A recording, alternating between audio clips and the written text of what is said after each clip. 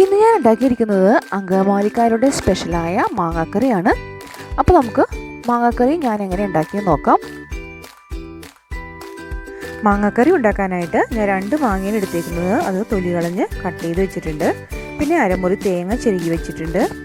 പിന്നെ ഇതിലേക്ക് ഒരു സവാള അരിഞ്ഞ് വെച്ചിട്ടുണ്ട്, ഒരു വലിയ കഷ്ണം ഇഞ്ചി ചതച്ച് വെച്ചിട്ടുണ്ട്, വേപ്പില എടുത്തിട്ടുണ്ട്, ഒരു 6 പച്ചമുളക് എടുത്തിട്ടുണ്ട്. ആദ്യം തന്നെ തേങ്ങ മിക്സിയിലിട്ടടിച്ച് 1-ാം പാലും 2-ാം പാലും ഒന്ന് എടുത്ത് വയ്ക്കാം.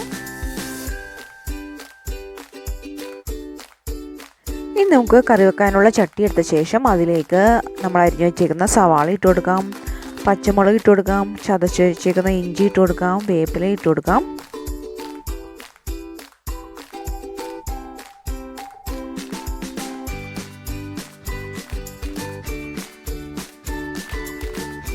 ഇനി നമുക്കിതിലേക്ക് പൊടികളായിട്ട് മുളക് പൊടി 1 സ്പൂൺ ഇട്ട് കൊടുക്കാം, മല്ലിപ്പൊടി 2 സ്പൂൺ ഇട്ട് കൊടുക്കാം,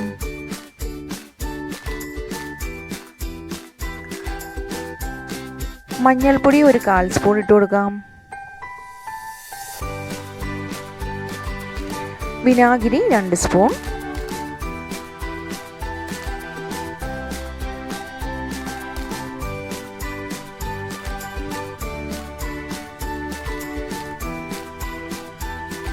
ആവശ്യത്തിന് ഉപ്പിട്ട് കൊടുക്കാം.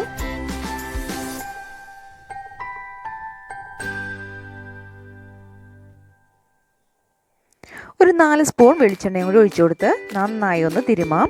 സവാള സോഫ്റ്റ് ആവുന്നവരെ നന്നായി ഒരു 10-15 മിനിറ്റോളം തിരുമ്മി കൊടുത്താൽ അത്രയും കറിക്ക് നല്ല ടേസ്റ്റ് വരും.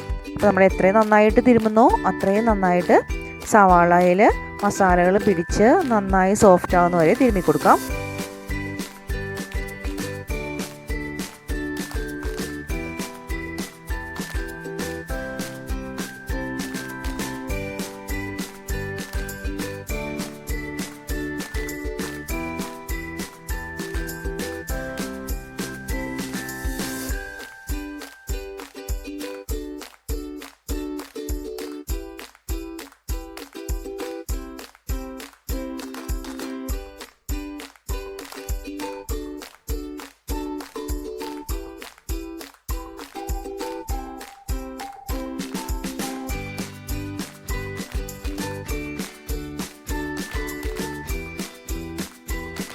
ഇനി ഇതിലേക്ക് നമ്മൾ നേരത്തെ അരിഞ്ഞു വെച്ചേക്കുന്ന മാങ്ങയിട്ട് നന്നായി ഒന്ന് മിക്സ് ചെയ്യാം.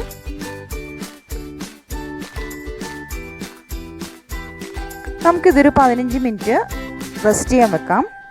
അപ്പം ഇങ്ങനെ വെക്കുമ്പോൾ ആ മസാലയെല്ലാം ആ മാങ്ങയിൽ പിടിക്കും.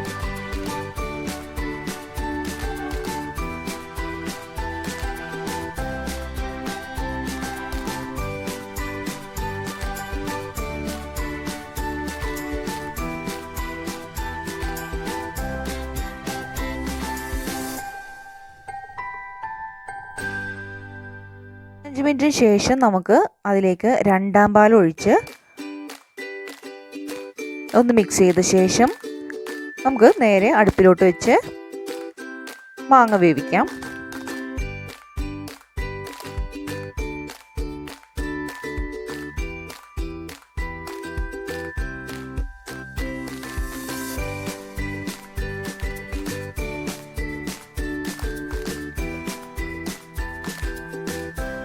അങ്ങനെ നമ്മളുടെ മാങ്ങയെല്ലാം നന്നായി വെന്തു.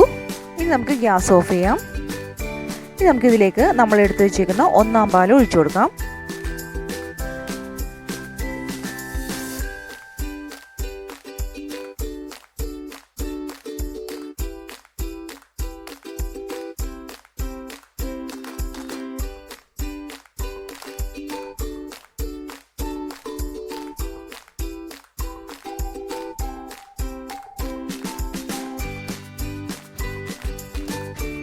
നമുക്ക് കറിയിൽ ഉപ്പൊക്കെ നോക്കാം. അപ്പോൾ ഇതിന് ആവശ്യത്തിന് ഉപ്പൊക്കെ ഉണ്ട്.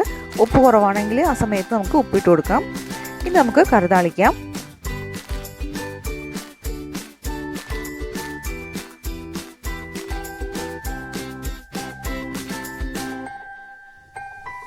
ഞാൻ കറി താളിക്കാണ്ട് ഒരു പാത്രം അടുപ്പിൽ വെച്ചിട്ടുണ്ട്. അപ്പോൾ അതിലേക്ക് നമുക്കൊരു 3 സ്പൂൺ വെളിച്ചെണ്ണ ഒഴിച്ചു കൊടുക്കാം.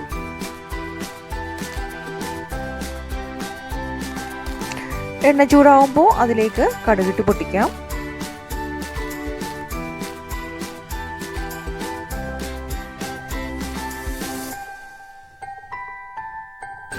ഇതിലേക്ക് ചെറിയ ഉള്ളി ഇട്ട് കൊടുക്കാം.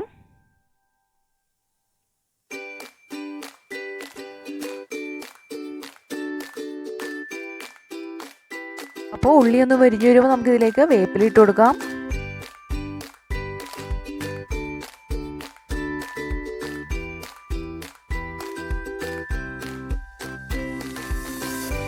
ഇനി ഇതിലേക്ക് ഉണക്കമുളക് ഇട്ട് കൊടുക്കാം.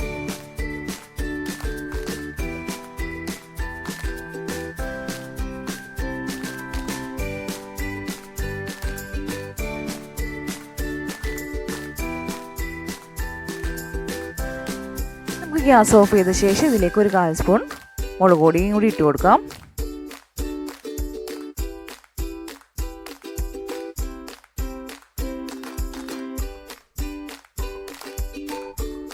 ഇനി നമുക്കിത് കറിയിലേക്ക് ഇട്ട് കൊടുക്കാം. അങ്ങനെ നമ്മുടെ വളരെ ടേസ്റ്റിയായ അങ്കമാലി സ്റ്റൈല് മാങ്ങക്കറി റെഡിയായി. അപ്പോൾ നിങ്ങൾക്ക് എൻ്റെ വീഡിയോ ഇഷ്ടമായാൽ ലൈക്ക് ചെയ്യണേ.